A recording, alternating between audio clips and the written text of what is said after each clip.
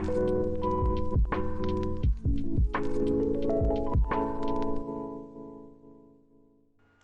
are we doing, guys? Welcome to the Ackman's guide video for the Ninja on console. Now, the first thing you guys are going to need before you can go into Ackman's is to hit level 60, but I would recommend pushing yourself to 61 if that is possible. And the next thing is your armors. DP is quite important because it's very easy to die down in high-end grind zones on a Ninja. So you will need full Tet boss gear to be able to go down there. The only difference is instead of a Tet helmet, you can actually use a pen gruntle, or any pen green helmet pretty much is actually slightly better than the Tet equivalent of the boss gear. So if you do have that, then go ahead and use it. I would recommend the Tet dim tree over Tet red nose. I say the Tet begs is a must for the accuracy. And for PvE, actually the Tet Urgons is slightly better than Tet Muskins. But for a Ninja specifically, for everything else, Muskins is going to be key because of the passive Ninja buffs that you get. And once you've got these Tet armors, next things you're going to want is to be a minimum of 245 AP with Kurum. I would definitely recommend using Kurum down there to maximize your DP numbers. You can start using Nuva at the 261 bracket, but at 261 Nuva is when you want to go to Hystria, to be honest. So 245 Kurum up to basically 261 Nuva, you're going to want to be in Aakman's, and then you want to move on to Hystria after that. I will be having a Hystria guide coming soon. So once you have these out of the way, now we're going to talk about the items you're going to want to take with you.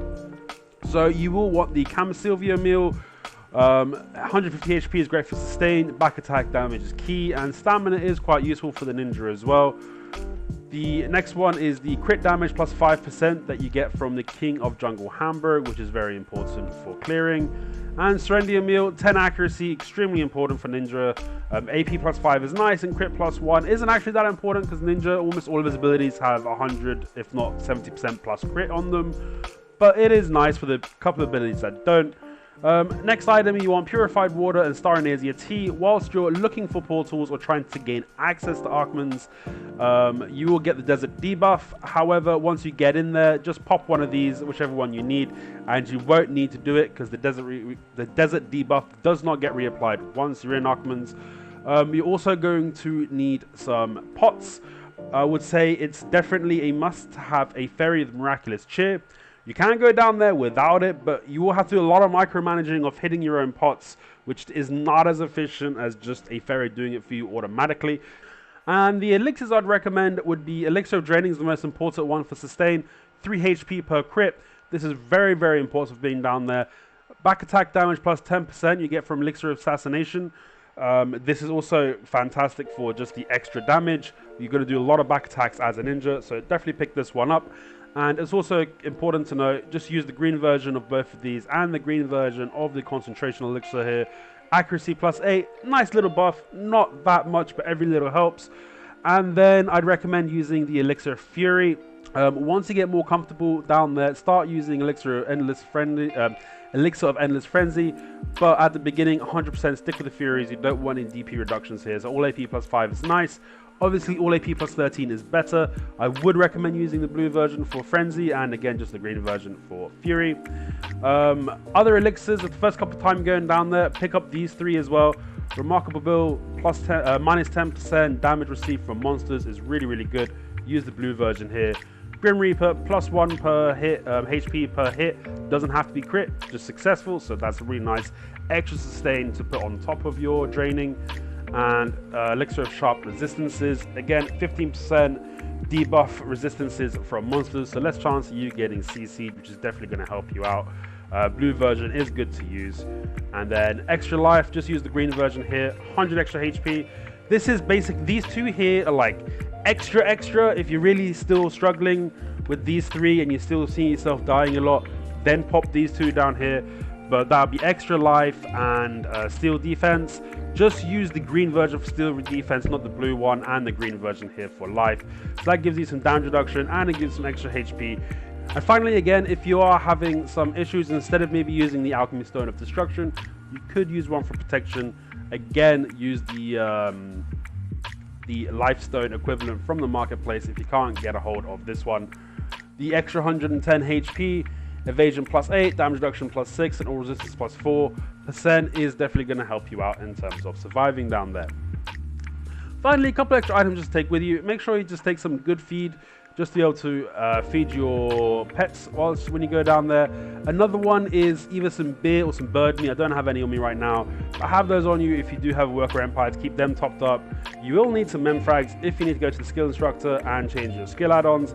And finally, if you got a tent, make sure you grab yourself a villain rotation, because the tent buff down there is really, really nice for some extra damage and a little bit of extra sustainability as well. So once you got all these, the next most important thing is having the right skill points and skills to be able to efficiently grind Hystria. So you will need a minimum of 1,261 skill points to be able to start grinding Hystria. And if you look at our awakening skills, first you'll be skipping your grab. You already have your E buff as default. You'll grab Vengeful Barrier. You'll already have this tier 3 as default, or tier 5 as default. You will lock Corrupted Sword Dance. You will grab Murderous Intent tier 3, you'll grab Silent Charge, you'll grab Seamless, you'll skip Shadow Cloak, you'll pick up Flow Block Jump, you'll skip Sudden Decapitation, you'll grab tier 3 Serpent Ascension, you'll skip the Flow Execution, you'll skip Vacuum Slash, you will get the Shura KO Spree, you will skip the Flow Explosion, you will grab the Katana Shower tier 4, and you will skip Drastic Measure. That's all the awakening skills. For your pre-awakening skills, you already have Wind Slash maxed out as default. You'll skip the absolute version. You already have this flow already on default. The block jump you'll have on default as well. The Fatal Wind you'll skip. Target chasing you'll skip. Ghost 3 you'll max out, Ninja Evasion you'll skip, Fatal Blow you'll have tier 5, you'll pick up the Absolute. Brace you'll grab the tier 3, and you'll also pick up the Absolute for Brace as well. And also going back to Fatal Blow, you want to pick up the Flow for that too. So grab this one, skip Crescent Slash, get Ninja Step tier 3, skip the Throwing Kicks, you'll grab tier 1 Floor Sweeping, and then you'll skip the Kickdown Flow, the Kunai Throw, you'll skip Kunai Evasion Throw, you'll skip Shuriken Throw, but you will pick up Shuriken Malice, and you'll get that tier 3, and you also pick up the absolute version of that as well. You'll skip Shuriken Flights, Shining Blade you get as default, Shadow Slash you'll get tier 1 as default, but you'll skip the rest. Smoke Screen you will skip, Concealment you'll skip, Heart Aiming you'll grab the absolute. You will skip Suicide Fall, you will have the base one on default. Ankle Cutter you will just take to tier 5. You don't need to have the absolute for Ankle Cutter, you just want to make sure you get the minus 20 DP by taking it to tier 5. Ghost Greeting you'll skip. Fox Claw you'll get the absolute, so you get tier 4 and then pick up the absolute. Ninja Stomp you get the tier 4, pick up the absolute. Shadow Clone again, pick up tier 3 and get the absolute for that as well. Skip Boss Slaughter. The Shackles you're going to want to upgrade to tier 4 because you need this for your Rebalm later on. You don't need to grab the absolute. Skip Ground Thrust. Blade Spin, definitely want to pick the absolute version of that. You'll skip Moonlight. Beheading of the Dead, 100% want the absolute version of that. Your Killer Training, you're going to max out. So if you're 61, it's going to go all the way to the XX. And if you're 60, it's going to go up to the XIX, so 19. It'll be 3 less skill points than I said earlier. So you need 1,258 skill points if you're level 60. Infinite Mastery, you want that maxed out at tier 6. Skilled Hunter, you want the maxed out at tier 5. You get all these as default. And for your Rebalm, you're just going to pick up Illusion of Restraint and just ignore the other 3. That's the only important one that you need for your Rebalm. And those are the minimum skills you will need to start grinding Ackmans on your ninja. However, if you guys want a complete PvE skill build, you'll need 1,633 skill points. There's going to be a couple extra skills you're picking up. For your awakening, the only extra one you'll pick up is drastic measure. You will use it once in a blue moon down there. It's an extra nice little skill to have, but it's not necessary, and you will still not pick up any of the skills earlier that we mentioned because, in my opinion, they're just not that good. I still don't have those other skills. The only awakening skills I have is the ones that I've already listed. And going on to your main skills, there is a couple skills we're still going to skip over because they're not specific for PvE. But if we're just talking about maximum PvE potential, you'll max out your target chase just to be able to get around a bit faster. You'll also max out your floor sweeping, just that little bit extra damage, and get the absolute. After that one, you want to max out your shadow slash and grab the absolute version of that as well. You're also going to want to max out smoke screen and get concealment. This is just to give yourself a little bit of movement options down there, because there are some cancels you can use with smoke screen and concealment just to get behind the mobs or to get some distance from the mobs if you need it. Other ones that you're going to want to pick up is the absolute version of the ankle cutter to be able to just do that little bit more damage. You also want to max out your ghost greeting and grab the absolute version of that. It's good for movement, and you will sometimes, whilst moving into the mobs, just clip them for a little bit extra damage with the absolute version on that as well. And finally, no, that is it. That is all the extra skills you will need to pick up on the ninja. You could also grab once the Oni Shadow if you like. It doesn't really help out for PvE clear, but since you've maxed out the smoke screen and you've grabbed the concealment, you will have the option to pick up the Oni Shadow, so do grab that as well, but that's more PvP orientated. That is all the skills you will need for PvE grinding in Ackman's on your ninja. Now, once you've unlocked all the skills that you'll need, we'll now look at our skill add-ons. So if you come to this skill instructor, Muhan, he is the closest one to Rock Post, which you'll find just left of Sangrain and just right of Altanova, right over here. You come up to this guy, you'll need some memfrags on you if you already grabbed some skill add-ons and you need to change them, but you won't need memfrags if you haven't grabbed skill add-ons yet. So let's start with our pre-awakening. First one is the Shadow Stomp. You're going to grab the attacks against monster plus 20 for 8 seconds on Shadow Stomp and the 10% attack speed for 5 seconds. For the Shuriken Malice, you're going to grab 25 plus 25 attack on monsters for 8 seconds and 7% attack speed for 5 seconds. And for the Blade Spin, you're going to grab the attack against monsters plus 30 for 8 seconds and all accuracy plus 5% for 12 seconds. In your awakening, for Murderous Intent, you will get the plus 25 monster attack for 8 seconds and all accuracy plus 4% for 12 seconds. Seamless, you'll grab the attack against monsters plus 25 for 8 seconds and 10% attack speed for 5 seconds. And finally, Katana Shower, you'll grab plus 20 AP for monsters for 8 seconds and inflict 50 bleeding damage per 3 seconds for 15 seconds. Instead of the Katana Shower, if you want, you could change this to Serpent Ascension and get the monster attack 20 and accuracy plus 5% for 12 seconds. That is also an option. I just prefer using Katana Shower just to buff the damage for when I do my Serpent Ascension to do maximum damage on that Serpent Ascension. But overall, this may be better in the long term. I haven't quite tested it. That's just the skill add-ons that I prefer, but I have seen guys that would recommend Serpent Ascension over the Katana Shower add-on, so do keep that in mind.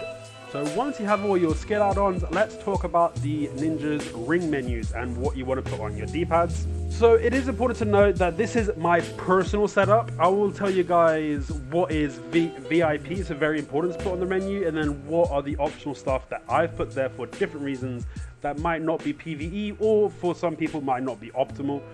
But the first one, we're going to start with Blade Spin. This is a must. This is one of your most important moves that has to go on a ring menu. You can't go anywhere else. So make sure you pop that on there by itself on one of your D-pads.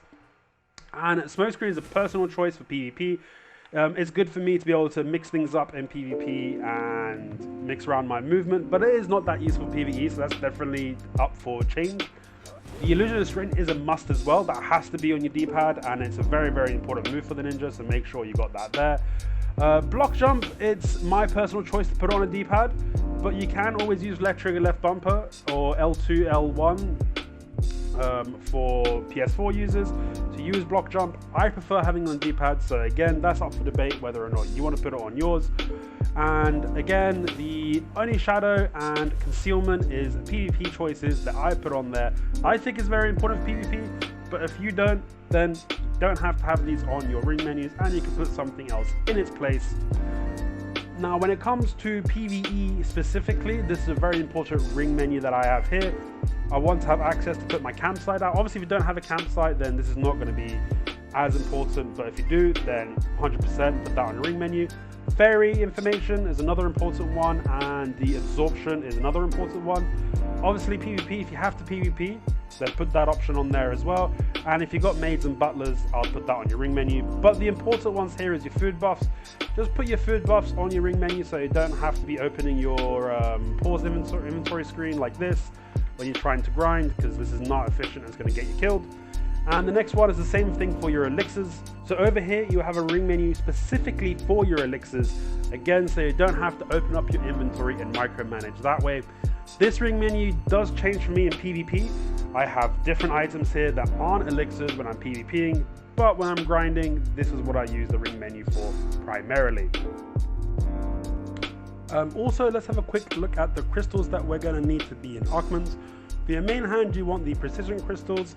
For your offhand here, if you want to do maximum damage, you can go for the crit crystals, and it is a cheaper option that I would recommend.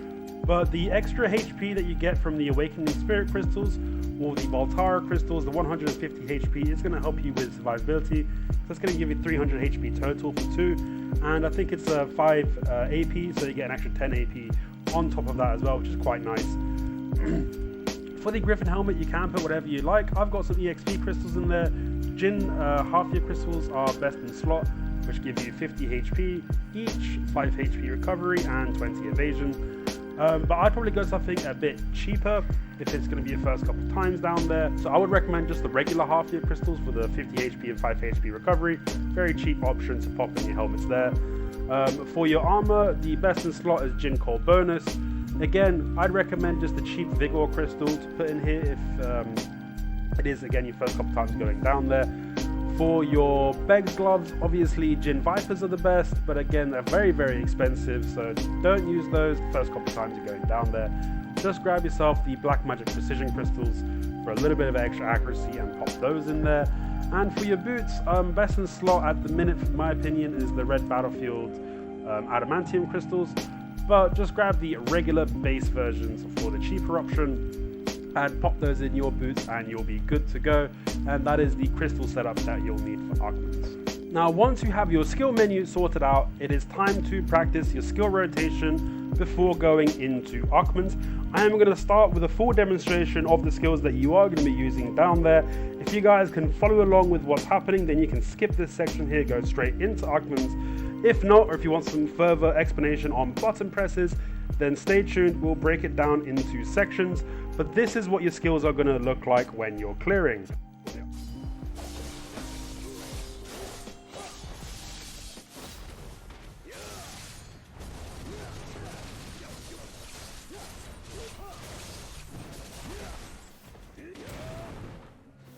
So that is the full skill rotation there. If you could follow that along, then that is the skills that you're going to need to do when you're down in Ackman's. But the best thing to do when trying to learn this into your muscle memory is break it down into 3 parts. And the first part will be your awakening part of the rotation, which is the easiest part to do. So I'd recommend practicing each part separately a couple of times and then weaving it all together at the end. So the first part here, you're going to hold left bumper to block. And then from left bumper, you're going to hold right bumper to go into Vengeful Barrier. And then from Vengeful Barrier, you're going to hold A to go into Seamless. And then from Seamless, you're going to do left trigger, right trigger to go into Murderous Intent.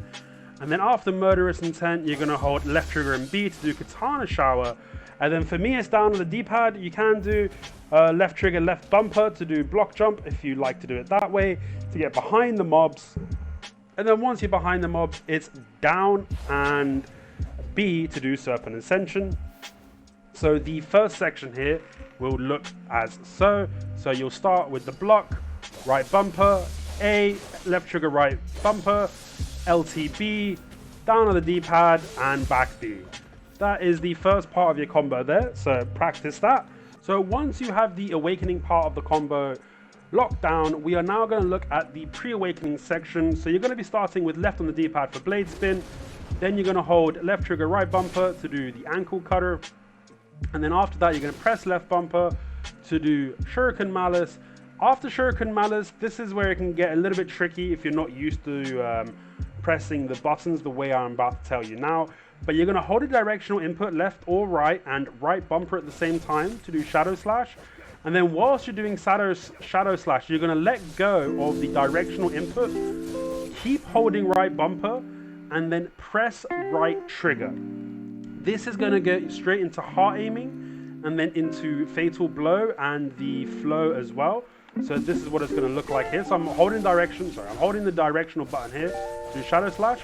I'm going to let go of the direction and then just hold right trigger to do heart aiming into the flow like that. So just practice that a couple times if you haven't used it before.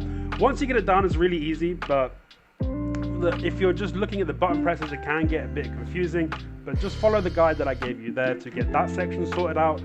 And then once you've done that, you're going to do left trigger, right trigger to do fox claw. And then after fox claw, you're going to hold back and then press B, and then keep holding back. And then after you press B, just press X. So you're going to, for both this section here, you're just going to be holding back. You're going to press B, and then straight after you press B, you're going to press X. So it's going to go like this. Do your shadow stomp. At the end of shadow stomp, you're going to hold A. So one more time, we're just going to hold back. Wait for him to get back into this. We're just going to hold back, press B, press X, and then hold A. I didn't do it properly there. My X was a bit slow, so I didn't do the cancel animation. So one more time, I'm just going to wait for the clone to come off cooldown before we do it. So hold back, press B, then press X, and then hold A. Just like that, and then that will do the shadow stomp part of your combo. And then finally just press up on the D-pad and that will complete your combo with the illusion of restraint. So one more time from the top, it's going to be blade spin, ankle cutter, shuriken malice, shadow slash, heart aiming, fatal blow, fox claw, the floor sweeping, shadow stomp, shadow clone, and ending with illusion of restraint.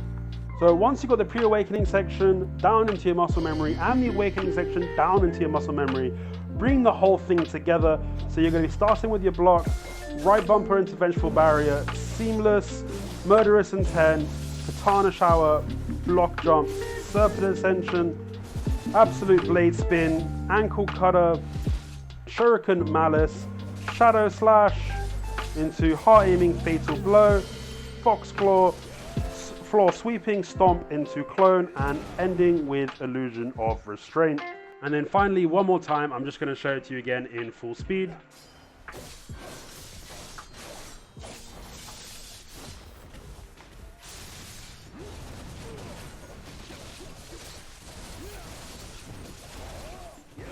And that is the combo. Once you've got that locked down, you're going to make your way into Ackman's. I'm not going to show you guys how to find a portal in this video. There's plenty of guides out there to show you how to find portals and how to get into Ackman's on YouTube. You can also check out my Ackman's guide on my wizard, which I do show you the route that I personally take for finding portals to getting into Ackman's. So if you're interested in that, check out that Ackman's video. I think around between 15 and 20 minutes is when you'll find me looking for a portal in that video. So welcome to Ackman's. I am now going to show you guys around in Ackman's, but I'm going to be speeding up this part of the video. So if you want to see all the rooms, just pay attention. But before we do that, quickly, that is one of the exits just up there, that gap that you find at the top of the stairs. And also, all the rooms are pretty much identical now since one of the patches on PC that is applied to Xbox as well. So the respawn rates for larger rooms is a bit slower, and for smaller rooms is a lot faster to make them very similar. But in the design of Ackman is basically a huge spiral staircase that leads all the way downstairs, and then there are rooms attached to the spiral staircase where you can go to start clearing mobs. So let's show you all the rooms now.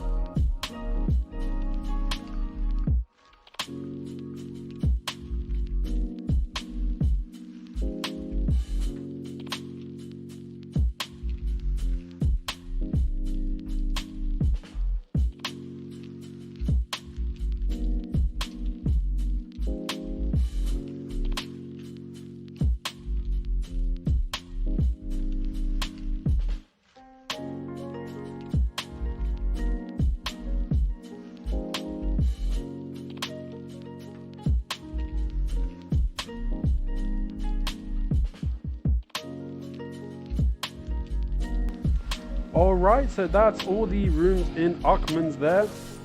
And this right here is the node manager, where you will come top up on potions and sell your trash loot and repair your gear. So I'm going to buff up and I'll show you the rooms that I like to clear in. But just remember, most rooms are very similar these days. So you can clear whichever room you feel comfortable in, or whichever room is available, because Aakman's is starting to get more and more crowded every day on the console. But the first room I'm going to show you is nicknamed the Elite Room. So just the first room above the node manager right there, sorry, the merchant vendor. I've already placed my tent, and it's this room here. So there's slightly more elites in a small space in this room, so that's why it is called the Elite Room. It is by no means the best room, but in terms of just micromanaging efficiency, it's technically slightly better than the other rooms. But honestly, this difference is so negligible that you won't really feel it. But if it makes you feel better, then this is the room that you're going to want to start with. I don't have my fairy on, but make sure you got yours on. Grab your villa buff, hit your buffs, and then this is how you pull this room. So you're going to come right here, do your blade spin to group the mobs right into this corner. Once you get into the corner, you're going to hold block, wait a second for the mobs to group up, and then do the combo that we've already gone through earlier on in the video. And then once you get a decent number of kills, you're going to aggro the rest of these guys to these Aakman's watchers at the top. And then again, just do your rotation. If some of the parts of your rotation on cooldown, don't worry about it, just skip it. So right now, as you can see, the last part of our rotation was on cooldown, the illusion of restraint. So we're just going to go back into awakening right there and finish them off. And then for the next section here, just beheading these guys, bring them to this mob over here. You can use Chaos Free to start your openers as well if you want some health regen instead of Vengeful Barrier, but Vengeful Barrier is better because it will knock down the mobs right at the beginning, making sure you do more damage. We got CC'd there, so I just took a step back, and then we're going to go straight back into where we left off in the combo and finish these guys off like so. So once you've done that, you're then going to grab these guys and these guys and just bring them over here. Again, I'm going to just do the Chaos Free here just to get some health regen.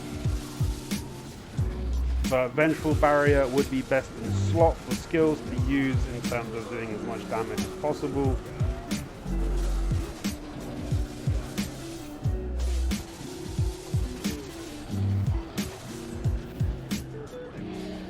And then as you can see, the rest of those guys have aggroed over as well. So we'll finish clearing these ones up.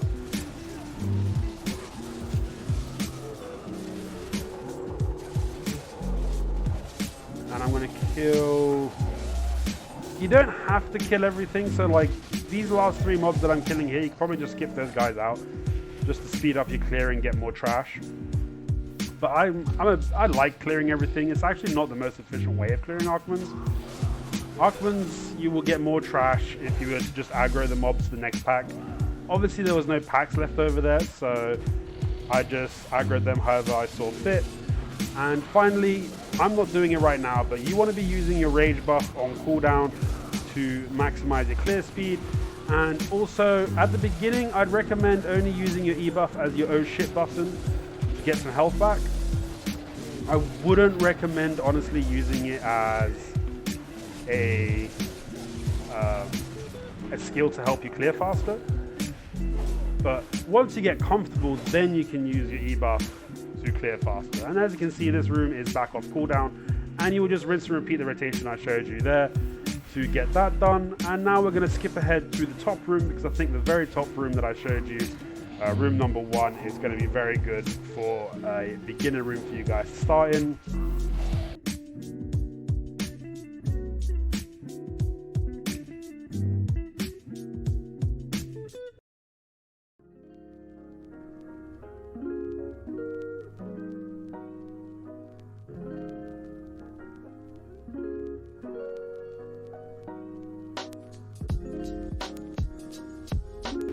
So right in here is room number 1. So just get a beheading of the dead to get them nice and grouped up. And then once they're grouped up, just do the combo that we showed you earlier.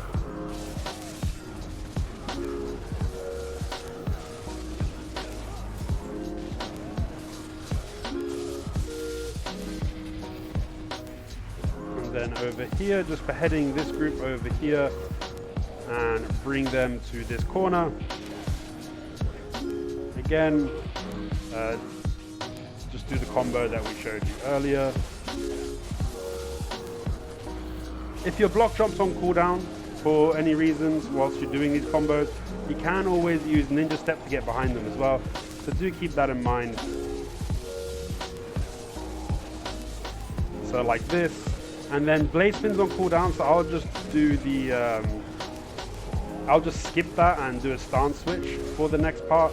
The reason this mob right here takes a bit longer to clear than the other ones is because as you clear them, more ones will aggro from the center. So when there's a couple left, instead of finishing the clear, just grab more guys from the center here and then bring them to the next corner. Don't stay there and finish every single one, because it's going to slow down your grind speed. I should have probably left a little bit earlier there to the next pack. But when there's only a few left, you just basically want to aggro them to the next group of mobs. So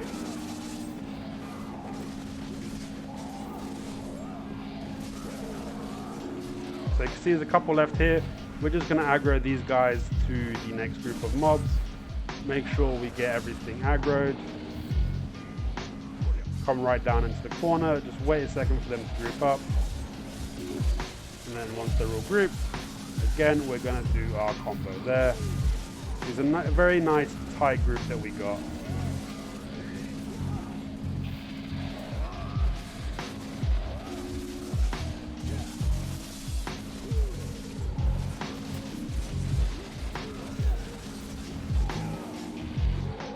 And we'll take these guys back to the first.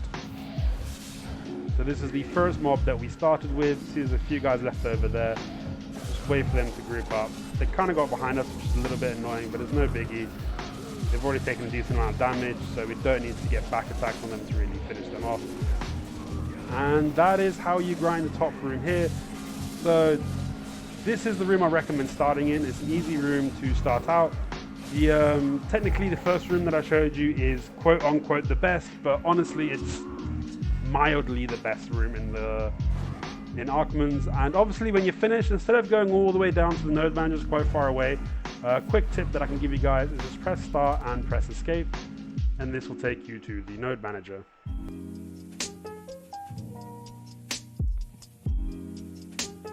And now you're back at your node manager.